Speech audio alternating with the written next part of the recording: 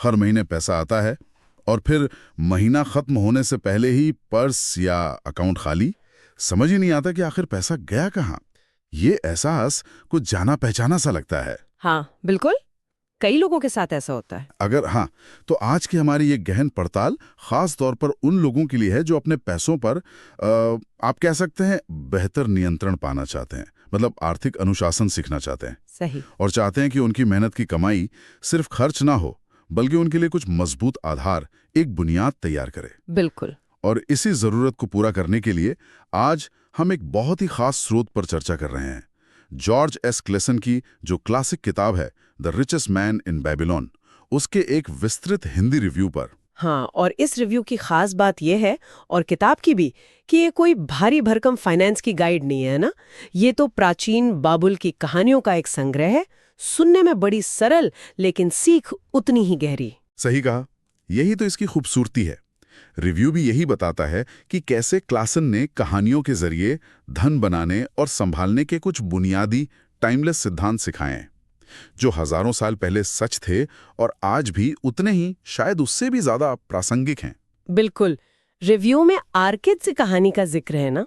हाँ, आर्किद, कैसे वो एक मामूली लेखक से बाबुल का सबसे अमीर आदमी बन गया, इन्हीं सरल नियमों को अपनाकर। तो आज हमारा मकसद यही है कि इस रिव्यू से उन अहम बातों को निकालें, उन सीखों को समझें जो किसी की भी वित्तीय सेहत सुधारने में काम आ सकती हैं। बिल्कुल।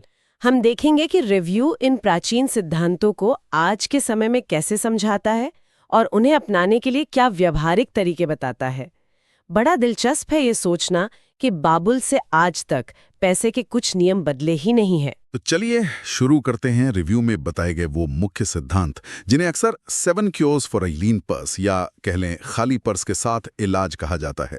रिव्यू ने इन्हें बड़े अच्छे ढंग से समझाया है। पहला और शायद सबसे बुनियादी इलाज, सबसे पहले खुद को भुगतान करो। हाँ, ये तो जैसे नींव का पत्थर है। रिव्यू इसे बहुत साफ कहता है, आपकी हर कमाई चाहे छोटी हो या बड़ी, उसका कम से कम 10वां हिस्सा यानी 10% सबसे पहले निकालकर अलग रख दें। सबसे पहले, खर्च करने से भी पहले? बिल्कुल। रिव्यू कहता है ये सिर्फ बचत नहीं है, ये अपने भविष्य के स्व के लिए एक निवेश है। ये एक तरह से सोच बदलने की बात है। खर्चों के बारे में सोचने से पहले बचत को प्राथमिकता देना, यही वो बीज है जिससे आगे चलकर दौलत का पेड़ उगेगा। सुनने में तो ये बहुत सीधा लगता है, बस 10% अलग रख दो। लेकिन रिव्यू शायद इस पर भी कुछ कहता होगा कि असल में ये इतना आसान क्यों नहीं लगता लोगों को। हाँ बिल्कुल। अक्सर लोग सोचते हैं अरे पहले खर्चे तो निपट जाए, फिर जो बचेगा उसे बचा लेंगे। और होता क्या है? कुछ बचता ही नहीं। सही।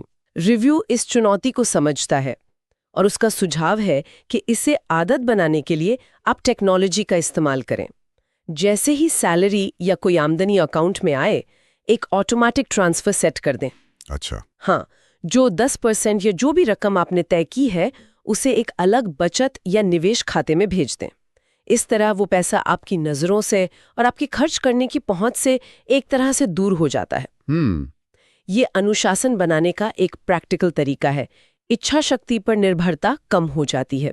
रिव्यू इसे कहता है अपने भविष्य के लिए टैक्स भरना, जो आप सबसे पहले अदा करते हैं। वाह, अपने भविष्य के लिए टैक्स, ये नजरिया तो कमाल का है।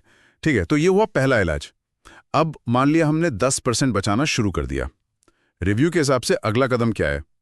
क्योंकि सिर्फ बचाया हुआ पैसा तो जैसा आपने कहा शायद काफी नहीं है। एकदम सही पकड़ा। यहीं पर दूसरा सिद्धांत आता है जिससे रिव्यू कहता है खर्चों को नियंत्रित करो। आपने पैसा बचा तो लिया, लेकिन वो तभी टिकेगा जब आपके खर्चे आपकी कमाई से कम हो। रिव्यू इस बात पर बहुत जोर देता है कि हमें अपनी जरूरतों यानी नीड्स और इच्छाओं यानी वांट्स के बीच का फर्क समझना होगा। जरूरतें और इच्छाएं, ये तो हमेशा का कंफ्यूजन है ना। बाबुल के समय में भी लोग जरूरी चीजों से ज्यादा अपनी चाहतों पर खर्च करके कर्ज में डूब जाते थे। रिव्यू कहता है आज भी कुछ ज्यादा बदला नहीं है, बस चीजें बदल गई हैं लेकिन आदतें वैसी ही हैं।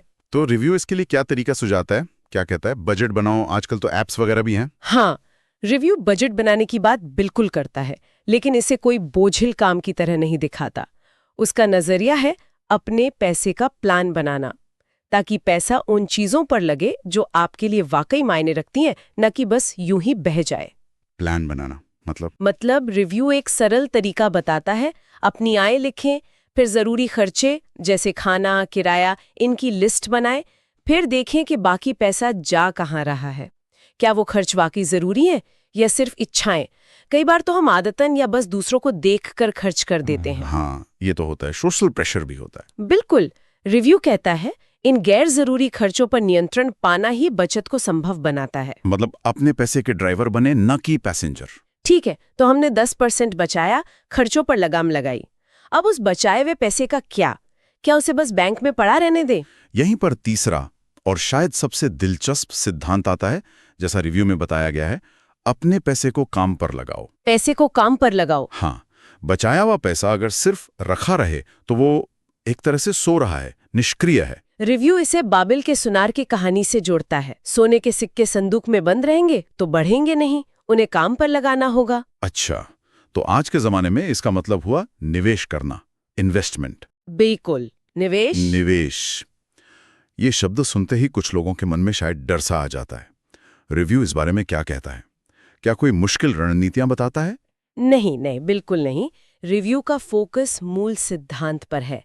आपके बचाए हुए पैसे को ऐसी जगह लगाना जहां वो और पैसा कमा सके। ये है चक्रवृद्धि ब्याज, यानी कंपाउंडिंग का जादू। कंपाउंडिंग? हाँ, जिसे रिव्यू बड़े मजेदार ढंग से कहता है पैसे का बच्चे पैदा करना। आपका मूलधन मुनाफा कमाता है और फिर वो मुनाफा भी कमाना शुरू कर देता है। अच्छा। रिव्यू सरल, नियमित और लंबे समय के निवेश पर जोर देता है, चाहे शुरुआत छोटी ही क्यों ना हो। ये अमीर बनने की रेस का एक बहुत जरूरी हिस्सा है। पैसे का बच्चे पैदा करना, ये याद रखने का अच्छा तरीका है। तो बचत, खर्च नियंत्रण और निवेश, ये 3 मजबूत कदम हो गए। लेकिन निवेश में तो रिस्क मतलब जोखिम भी होता है ना? हाँ, होता है। क्या रिव्यू इस बारे में भी कुछ कहता है, सावधान करता है? निश्चित रूप से। यही चौथा सिद्धांत आता है, अपनी पूंजी को नुकसान से बचाओ। Protect your capital.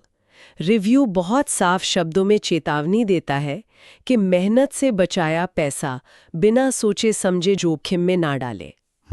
बाबिल की कहानियों में भी ऐसे किस्से हैं जहां लोग जल्दी अमीर बनने के चक्कर में अविश्वसनीय लगने वाली योजनाओं में पैसा लगा देते हैं और सब गंवा बैठते हैं।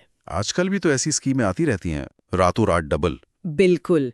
रिव्यू आज के लिए भी यही सलाह देता है, किसी भी निवेश से पहले ड्यू डिलिजेंस करें, यानी उचित जांच पड़ताल जरूर करें। ड्यू डिलिजेंस, ये शब्द सुना तो है। रिव्यू के हिसाब से इसका मतलब क्या है, आसान शब्दों में? आसान शब्दों में इसका मतलब है कि आप जिस भी चीज में पैसा लगा रहे हैं उसे अच्छी तरह समझें। क्या वो बिजनेस या प्रॉपर्टी असली है? उसमें जोखिम कितना है? जो रिटर्न या मुनाफे का वादा किया जा रहा है, क्या वो वास्तविक लगता है? ये रिव्यू का एक सुनहरा नियम है। अगर आप किसी निवेश को समझ नहीं पा रहे हैं तो उससे दूर रहें। और हाँ, उन लोगों की सलाह लें जो उस फील्ड के अनुभवी और भरोसेमंद हों। ज्यादा रिटर्न का लालच अक्सर पूंजी डुबो देता है। ये तो बहुत ही पते की बात है। पैसा कमाना मुश्किल, उसे बचाना और भी मुश्किल, और उसे सुरक्षित रखकर बढ़ाना शायद सबसे ज्यादा चुनौती भरा। ठीक है, 4 सिद्धांत हो गए। पांचवा सिद्धांत, जिसे रिव्यू आज के समय में भी बहुत महत्वपूर्ण मानता है, वो है अपना घर या संपत्ति बनाना, लेकिन एक शर्त के साथ, बुद्धिमानी से। अपना घर, ये तो सबका सपना होता है। बिल्कुल। रिव्यू घर को एक बुनियादी जरूरत और एक अच्छा निवेश मानता है, लेकिन वो ये भी कहता है कि इसके लिए जरूरत से ज्यादा कर्ज लेना या अपनी क्षमता से बड़ा घर लेना भारी पड़ सकता है। ये एक संपत्ति यानी एसेट होनी चाहिए, देनदारी मतलब लायबिलिटी नहीं। एसेट बनाम लायबिलिटी, ये थोड़ा समझाएंगी? रिव्यू क्या कहता है? निवेश न हो पाए या आपको और कर्ज लेना पड़े तो वो घर संपत्ति कम और बोझ ज्यादा बन गया। समझदारी इसी में है कि घर ऐसा हो जिसका भुगतान आपकी बाकी की वित्तीय योजना को पटरी से न उतारे। आपका कैश फ्लो यानी नकदी प्रवाह पॉजिटिव रहे, नेगेटिव न हो जाए। सही कहा। घर सपनों का हो पर उसकी कीमत चुकाते चुकाते बुरे सपने ना आने लगे। बात समझ आ गई। तो ये हुआ 5वां सिद्धांत। छठा सिद्धांत किस बारे में? छठा सिद्धांत है भविष्य की अनिश्चितताओं से सुरक्षा, मतलब भविष्य के लिए आय सुनिश्चित करो। रिव्यू इसे 2 तरह से देखता है। 2 तरह से? कैसे? पहला, बुढ़ापे के लिए तैयारी, जब आप काम नहीं कर पाएंगे तब के लिए, यानी रिटायरमेंट प्लानिंग। और दूसरा, अचानक आने वाली मुसीबतें, जैसे बीमारी, कोई दुर्घटना या नौकरी चले जाना। इन स्थितियों से बचाव। हाँ, ये तो बहुत जरूरी है। इसके लिए रिव्यू क्या सुझाता है? इसके लिए रिव्यू 2 चीजों पर बहुत जोर देता है, इमरजेंसी फंड यानी आपातकालीन निधि और बीमा यानी इंश्योरेंस। इमरजेंसी फंड और बीमा, इनके बारे में रिव्यू क्या खास बताता है? रिव्यू कहता है कि इमरजेंसी फंड आपके किले की दीवार जैसा है, अचानक आई मुसीबत से आपको बचाता है। लक्ष्य ये होना चाहिए कि कम से कम 3 से 6 महीने के जरूरी खर्च के बराबर पैसा एक सुरक्षित और आसानी से मिलने वाली जगह पर हो, ताकि नौकरी जाने या मेडिकल इमरजेंसी में दिक्कत ना हो। बिल्कुल।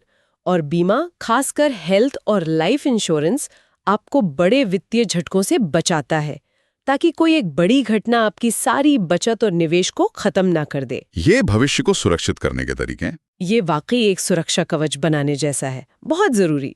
और अब 7वां और अंतिम इलाज क्या है इस खाली पर्स का? 7वां सिद्धांत है, अपनी कमाई की क्षमता बढ़ाओ। Increase your earning ability. Review इस बात पर बहुत जोर देता है कि सिर्फ पैसा बचाना और निवेश करना ही काफी नहीं है। अच्छा। हाँ, आपको लगातार अपनी कमाई बढ़ाने के तरीकों पर भी काम करना चाहिए। बाइबल में लोग अपना हुनर सुधार कर ज्यादा कमाते थे। रिव्यू आज के संदर्भ में सलाह देता है, नई स्किल सीखें, अपनी पढ़ाई या ज्ञान बढ़ाएं, साइड इनकम के मौके ढूंढें, अपना नेटवर्क मजबूत करें। ये तो जैसे रॉकेट में और ईंधन डालना हुआ, मतलब अपनी कमाई का इंजन ही बढ़ा कर लो। रिव्यू इसे सबसे शक्तिशाली तरीकों में से एक मानता है ना? बिल्कुल। रिव्यू के अनुसार आप खुद अपनी सबसे बड़ी संपत्ति हैं। अपने ज्ञान और कौशल में किया गया निवेश अक्सर सबसे ज्यादा रिटर्न देता है। जितनी ज्यादा आपकी कमाई की क्षमता होगी, उतना ही ज्यादा आप बचा पाएंगे, निवेश कर पाएंगे और अपने वित्तीय लक्ष्यों तक तेजी से पहुंच पाएंगे। वाह! तो ये थे वो 7 सिद्धांत या इलाज जिन्हें रिव्यू ने बाबुल की कहानियों से निकालकर आज के लिए समझाया है। 10% बचाओ, खर्च काबू में रखो, पैसे को काम पर लगाओ, पूंजी सुरक्षित रखो, समझदारी से संपत्ति बनाओ, भविष्य सुरक्षित करो और कमाई की क्षमता बढ़ाओ। ये तो एक पूरा का पूरा फ्रेमवर्क लग रहा है। हाँ, ये एक मुकम्मल ढांचा है और रिव्यू इसके साथ ही क्लासन के बताए सोने के 5 नियमों 5 लॉज ऑफ गोल्ड का भी जिक्र करता है। ये नियम इन सिद्धांतों को और पुख्ता करते हैं। ये पैसे के मनोविज्ञान और व्यवहार पर ज्यादा फोकस करते हैं। सोनी के 5 नियम। अच्छा, ये क्या है? क्या रिव्यू इन्हें भी बताता है संक्षेप में? हाँ, रिव्यू इन्हें बहुत अच्छे से पेश करता है। सोना यानी धन खुशी खुशी और बढ़ती मात्रा में उसके पास आता है जो अपनी कमाई का कम से कम 10वां हिस्सा भविष्य के लिए बचाता है। ये पहले सिद्धांत से जुड़ा है। दूसरा नियम, सोना उसके लिए मेहनत करता है और बढ़ता है जो इसे समझदारी से निवेश करता है, भरोसेमंद सलाह लेकर। ये तीसरे और चौथे सिद्धांत से जुड़ा है। ठीक है। तीसरा नियम, सोना उस मालिक के पास टिका रहता है जो इसे सुरक्षित रखने में सावधान रहता है और विशेषज्ञों की सलाह मानता है। ये फिर से चौथे सिद्धांत पर जोर है। चौथा नियम, सोना उस आदमी से फिसल जाता है जो इसे उन व्यवसायों या मकसदों में लगाता है जिनसे वो परिचित नहीं है या जिन्हें समझदार निवेशक सही नहीं मानते। ये ड्यू डिलिजेंस की बात है। समझ गया। और पांचवा नियम, सोना उस आदमी से भाग जाता है जो इसे असंभव कमाई के लालच में लगाता है, धोखेबाजों की चिकनी चुपड़ी बातों में आता है या फिर अपने अनुभवहीनता और बस ख्याली पुलाव पर भरोसा करके निवेश करता है। ये लालच और जल्दी अमीर बनने के खतरों से सावधान करता है। ये 5 नियम तो जैसे उन 7 सिद्धांतों के पीछे काम करने वाले मनोवैज्ञानिक सच लग रहे हैं, व्यवहार से जुड़े हुए। बिल्कुल। रिव्यू का निष्कर्ष यही है कि ये नियम दिखाते हैं कि धन कमाना या संभालना सिर्फ पैसे का खेल नहीं है।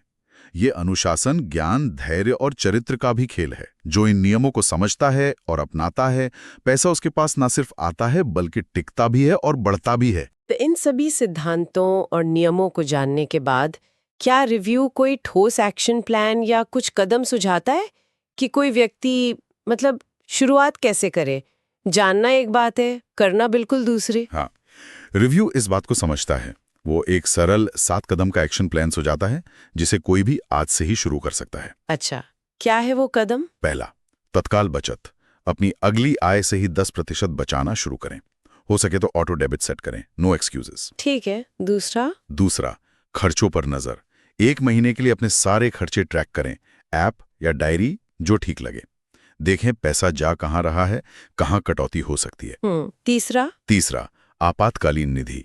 3 से 6 महीने के खर्चों के बराबर इमरजेंसी फंड बनाने का लक्ष्य रखें। धीरे धीरे पर शुरू करें। चौथा कदम। चौथा, कर्ज मुक्ति। अगर कर्ज है तो उसे चुकाने का प्लान बनाएं। रिव्यू 2 मेथड बताता है, स्नोबॉल पहले छोटे कर्ज या एवलांच पहले ज्यादा ब्याज वाले। एक चुने और टिके रहें। पांचवा, निवेश की शुरुआत। अपनी जोखिम क्षमता समझकर लंबे समय के लिए निवेश शुरू करें, चाहे छोटी रकम से, पर नियमित रहें। रिव्यू कहता है समझना जरूरी है, तो चाहे तो पहले सिंपल चीजों जैसे म्यूचुअल फंड या इंडेक्स फंड से शुरू करें। छठा, सुरक्षा जांच। पक्का करें कि आपके पास जरूरत के हिसाब से हेल्थ और लाइफ इंश्योरेंस है या नहीं। और सातवां और बहुत जरूरी, सीखना और समीक्षा। हर कुछ महीनों में अपनी वित्तीय स्थिति की समीक्षा करें, ट्रैक पर है या नहीं, और साथ ही अपनी कमाई बढ़ाने के लिए नई स्किल सीखने या ज्ञान बढ़ाने का लक्ष्य रखें। ये तो बहुत ही क्लियर और करने लायक प्लान लग रहा है। हर सिद्धांत इसमें शामिल है। तो कुल मिलाकर इस रिव्यू से जो सार निकल रहा है वो यही है कि बाबुल के ये सदियों पुराने सबक आज भी उतने ही असरदार हैं। बिल्कुल, रिव्यू का निचोड़ यही है कि अमीर बनना कोई रातों रात का जादू नहीं है। ये सही सिद्धांतों पर लगातार चलने का नतीजा है। अनुशासन, समझदारी और धैर्य, यही वो चीजें हैं जो आपको वित्तीय स्वतंत्रता की ओर ले जाती हैं। और जैसा रिव्यू ने अंत में कहा, ये सिद्धांत किसी खास समय या जगह के लिए नहीं है। ये पैसे और इंसान के स्वभाव के यूनिवर्सल नियम है। और ये सोचने वाली बात है कि आज हमारे पास बाबुल के लोगों से कहीं ज्यादा साधन और टेक्नोलॉजी है, जानकारी उंगलियों पर है, निवेश के ढेरों विकल्प है, खर्च ट्रैक करने के लिए ऐप्स हैं। सही कहा। अगर हम इन साधनों का इस्तेमाल बाबुल के इन टाइमलेस सिद्धांतों के साथ करें तो शायद वित्तीय सफलता पाना पहले से ज्यादा मुमकिन है। आपने बिल्कुल सही पॉइंट उठाया। टेक्नोलॉजी इन सिद्धांतों को लागू करना आसान बना सकती है, लेकिन जो मूल अनुशासन और धैर्य चाहिए वो तो व्यक्ति को खुद ही लाना होगा। यही असली चुनौती है और अवसर भी। बाबुल के इन हजारों साल पुराने सिद्धांतों और सोने के नियमों को जानने के बाद और आज की टेक्नोलॉजी और अवसरों को देखते हुए आप अपनी वित्तीय कहानी को नए सिरे से कैसे लिख सकते हैं? वो पहला छोटा लेकिन महत्वपूर्ण कदम कौन सा होगा जो आप आज उठाएंगे? क्या वो 10% बचत की शुरुआत होगी, या अपने खर्चों को समझने की कोशिश, किसी कर्ज को चुकाने का संकल्प, या शायद अपनी कमाई बढ़ाने के लिए कुछ नया सीखने का फैसला? ये सवाल खुद से पूछना बहुत जरूरी है, क्योंकि ज्ञान को जब तक अमल में न लाया जाए वो अधूरा है। उम्मीद है इस चर्चा से मिली जानकारी लोगों को अपनी वित्तीय यात्रा में पहला या अगला कदम उठाने के लिए प्रेरणा देगी।